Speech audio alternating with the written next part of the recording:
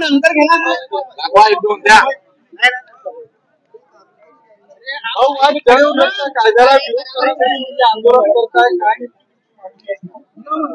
महाराष्ट्र जनसुरक्षा विधेयक हे सभागृहात जरी पारित केलं असेल बहुमताच्या जोरावर, तरी अनेक संघटना सामान्य जनतेचा याला विरोध आहे आणि त्याचं समर्थन करण्यासाठी काँग्रेस पक्षातर्फे राज्यभर आज आंदोलन करण्यात येत आहे.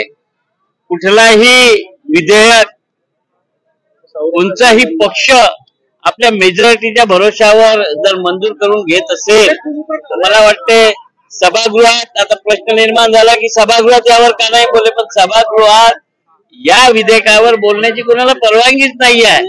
सभागृहात सरकारच्या विरोधात कुठल्याही प्रकरणावर बोलण्याची बंदीच राहते आणि म्हणून मला असं वाटतं की सामान्य जनतेचा हक्क, सामान्य जनतेला न्याय मिळवण्यासाठी जर सभागृहात नाही बोलू दिलं तर रस्त्यावर येऊन जनतेचं समर्थन करणं हे काँग्रेस पक्षाचं काम आहे आणि जनतेच्या हिताचं कार्य काँग्रेस पक्षातर्फे होत आहे आणि राज्यभर या विधेयकाच्या विरोधात आज आंदोलन सुरू आहे.